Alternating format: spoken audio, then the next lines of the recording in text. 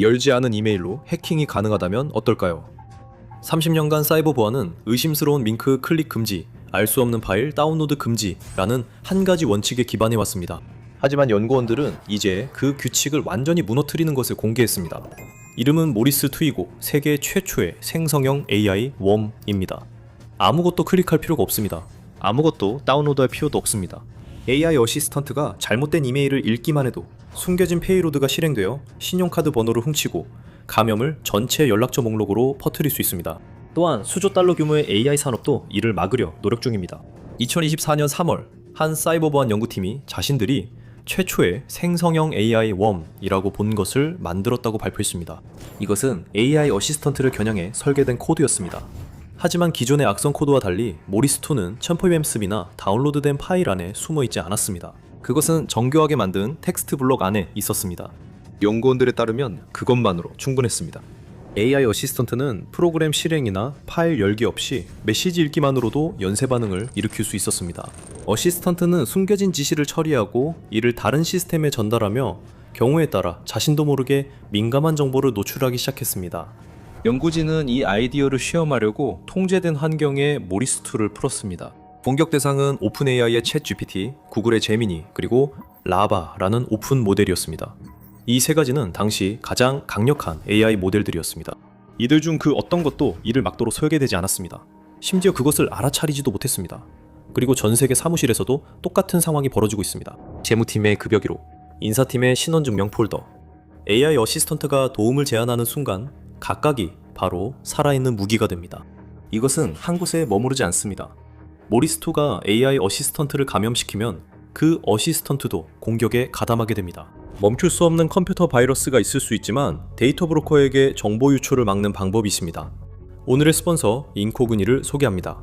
여러분은 주문한 물건을 기다리다 가짜 택배 문자를 받아본 적 있나요?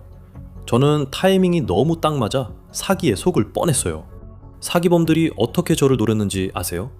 데이터 브로커들입니다. 데이터 브로커들은 집 주소, 연락처, 가족관계, 쇼핑 습관 등 정보를 수집해 판매합니다. 이 데이터는 피싱, 신원 도용, 스토킹이나 괴롭힘에 악용될 수 있어 저는 인코그니를 쓰기 시작했습니다. 저는 계정을 만들고 삭제할 개인정보를 선택한 다음 인코그니가 저를 대신해서 일할 수 있도록 권한을 부여했습니다. 그 후 인코그니는 데이터 브로커들에게 연락해서 삭제 요청을 제출하고 이의 제기도 처리해줬습니다. 제가 가장 마음에 드는 점은 사용하기 쉬운 대시보드를 통해 모든 요청을 추적할 수 있다는 것입니다.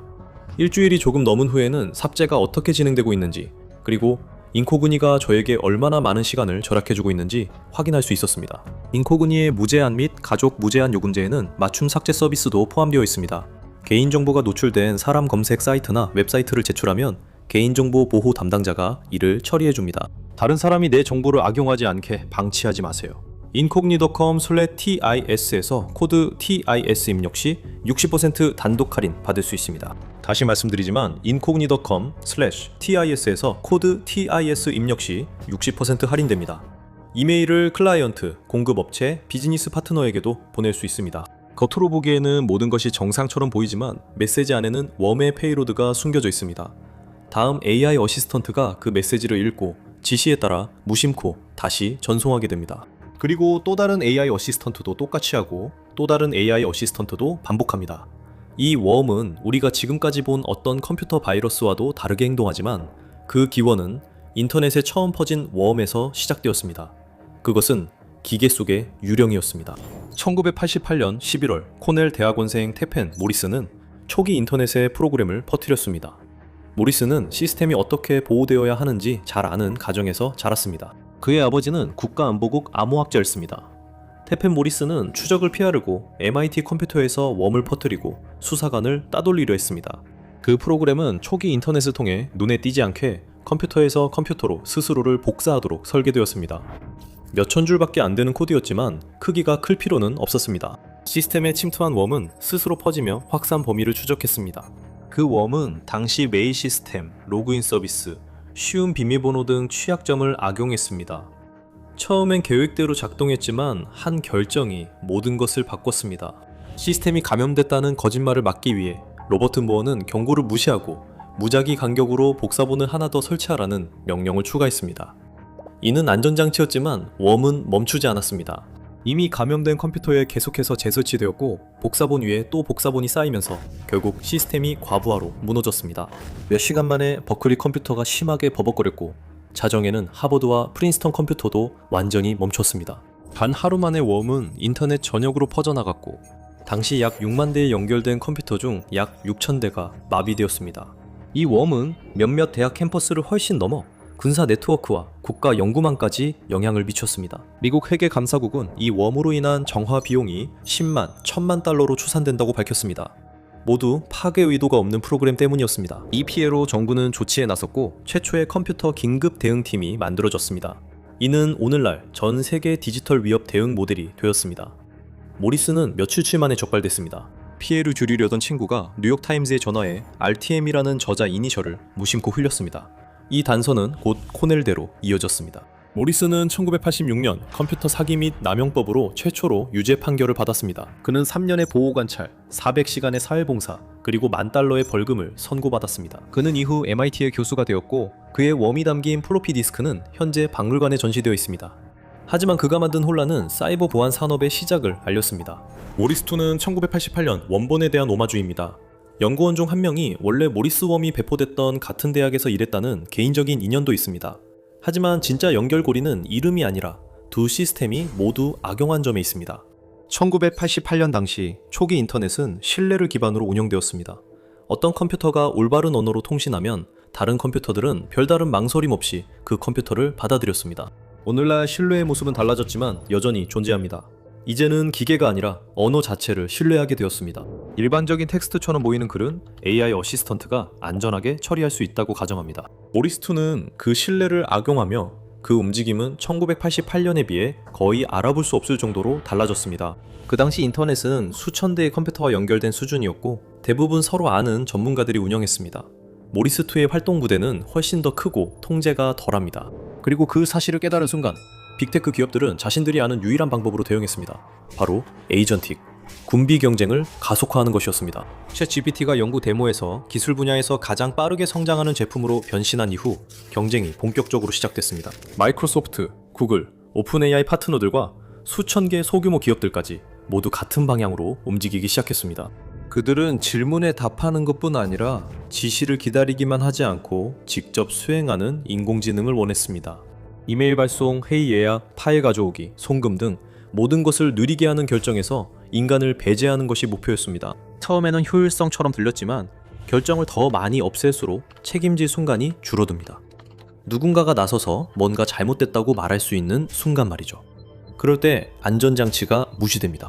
가토너 분석가들은 2035년까지 기업 데이터의 약 75%가 중앙 서버에 저장되지 않을 것이라고 보고 있습니다. 데이터는 노트북, 휴대폰, 실시간으로 작업을 수행하는 AI 어시스턴트에 분산되며 이런 변화는 계속 가속화되고 있습니다. 2028년까지 그들은 AI 에이전트가 일상 업무 결정의 최소 15%를 스스로 내릴 것으로 예상합니다. 2024년에는 그 수치가 0이었습니다. 이것은 미래의 일이 아니라 이미 일어나고 있습니다. 2024년 구글은 지메일에 지미니를 도입하기 시작했습니다. 지미니는 명시적으로 지시받지 않아도 전체 이메일 대화를 읽고 답장 초안을 작성합니다. 마이크로소프트도 아웃룩에서 유사한 기능을 제공했습니다. 이 도구들은 사람들이 매일 의존하기 때문에 모리스2가 위험해집니다.